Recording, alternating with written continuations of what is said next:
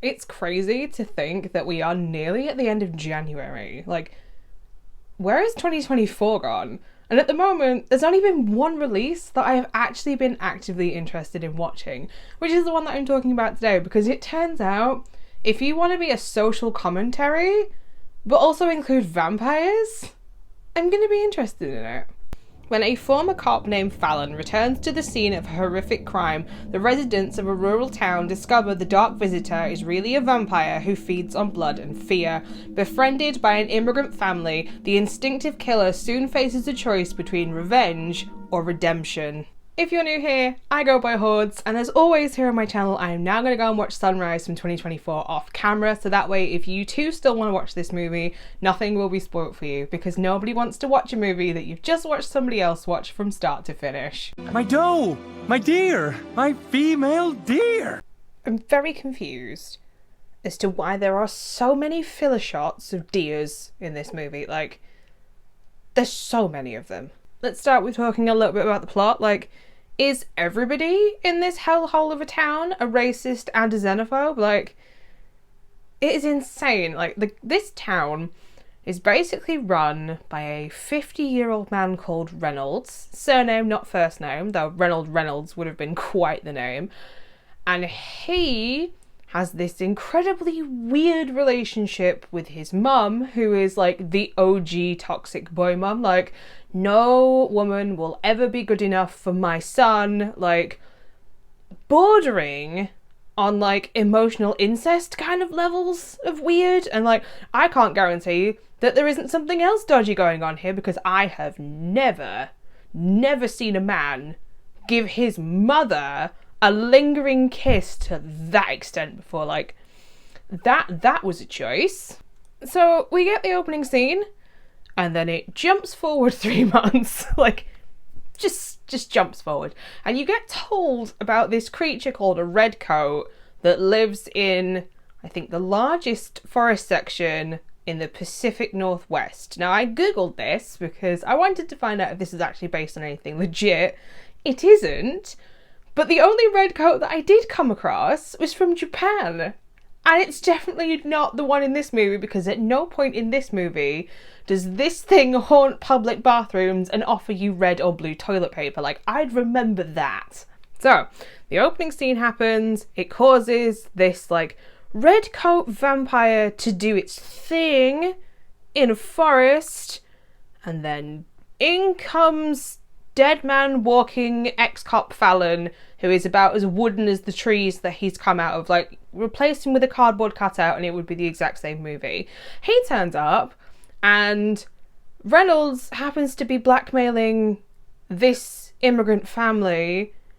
Fallon moves in with this family, and that's the start of this movie. Like,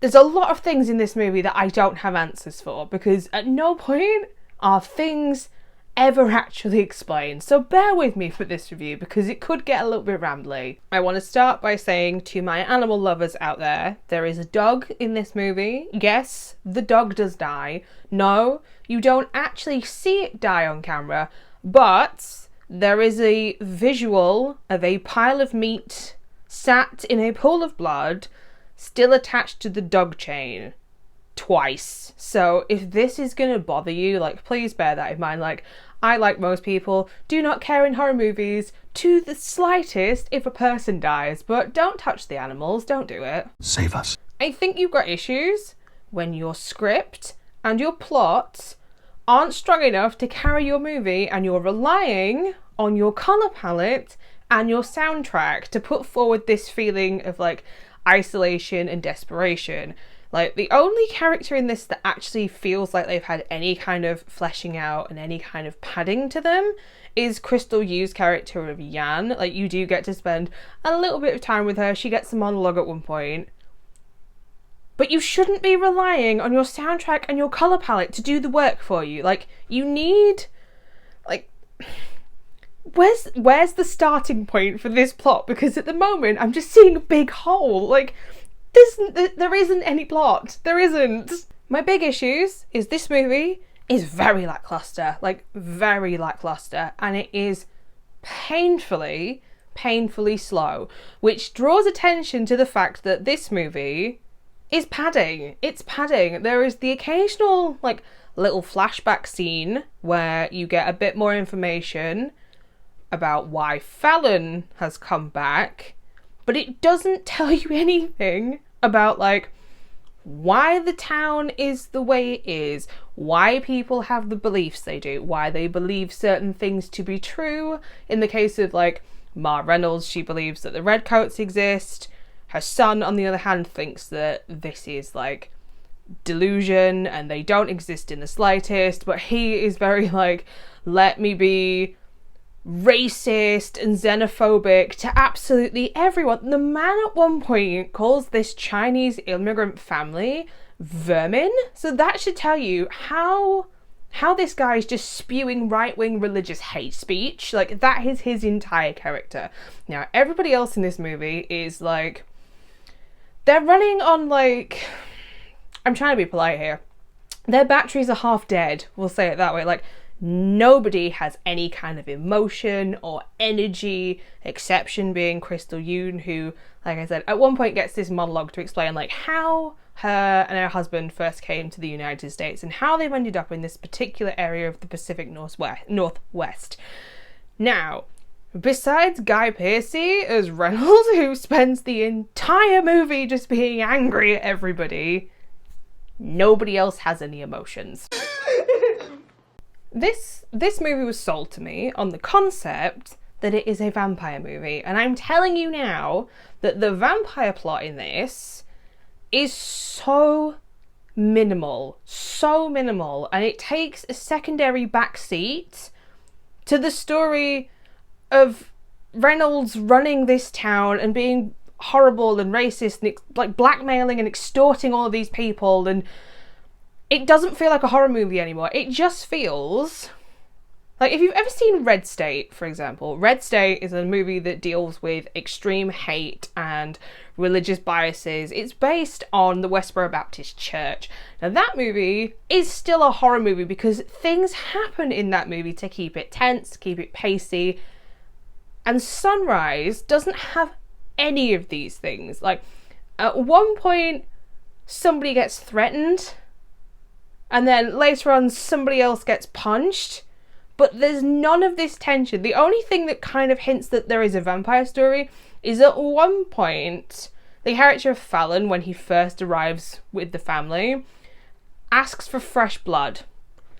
That's it. The only thing that you see that is a vampire is at one point you see a trench coat and a pair of, like, wiggly claws. Like, that's it. You don't ever see this red coat vampire that you are being told about. Like, you get told you need to feed the vampire, you need to keep him happy, you need to keep him at bay. You never see it. It's like Blair Witch, the original, but without the payoff. Like, at any point did I feel that this vampire thing was going to be a threat?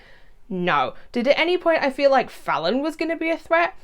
No, I didn't. And he's supposed to have come back for this, like, retribution or redemption kind of storyline, and he's so meh about absolutely anything. It is never made clear exactly which one of these that he's supposed to be thriving for.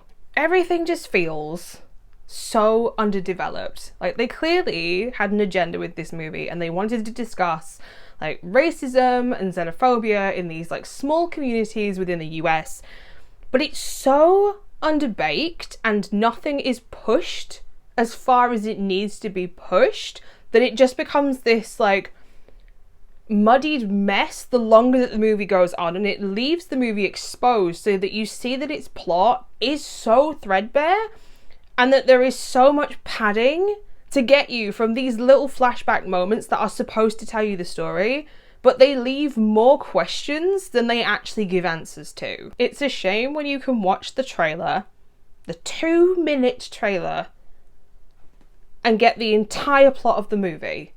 Because now I've watched the movie, I can tell you that the entire plot is in that 2-minute trailer. There isn't anything in it besides that. They've taken the limited good content from the film, put it all together. Like, this could have been a short. Like, that's how bad the actual threadbare plot of this movie really, really is. And I hate to say it, because this movie could have actually been something.